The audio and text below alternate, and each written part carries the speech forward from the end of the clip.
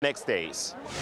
Ignacio Bia there. Well, for more analysis, let's cross live now to Brazilian journalist and blogger Mauricio Severesi. He's in London for us. Hi there, Mauricio. This protest has been gathering pace ever since more people have come on in protest at the way the initial violence was clamped down on. Yet, we're seeing the authorities still going in there with a heavy hand. Surely they're making things worse by continuing to do this, aren't they?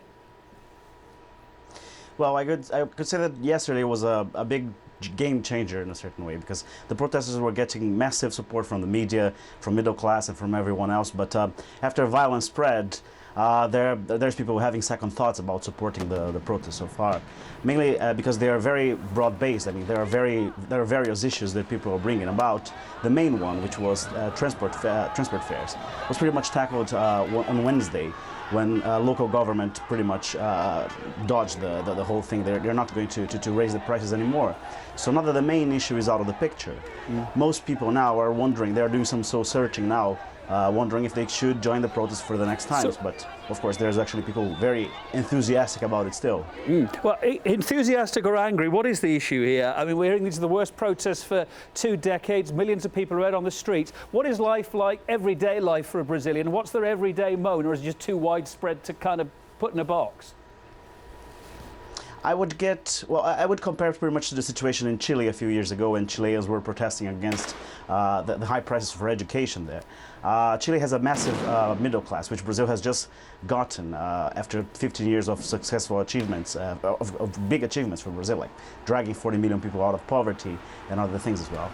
I would say that this is the first revolt of the middle class, of a classic middle class in a certain way, in decades.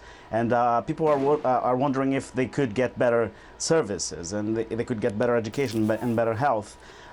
It is not exactly about the economy, because Brazil is pretty much living through full employment, and it's not doing that terribly comparing to European countries. I would say that the protests in Brazil, they cook for very long, but then when they happen, lots of issues come, and this is the biggest one in a long time. So most of the issues brought about now are basically discontent with how government works, and not only in the federal level, it's the state level, it's local level. Not only big cities, small cities are having their protests too. It's to me, it's the beginning of the struggle for a bigger role for middle class in Brazilian political life. But the way that this anger is finding its way out onto the streets, is any of that because people there are kind of emboldened maybe by what they've seen going on with the Arab Spring, what they've seen going on in Europe? They're seeing some results there. They're thinking, well, we can do that too. Is any of that part of it, we're a small world, or not at all?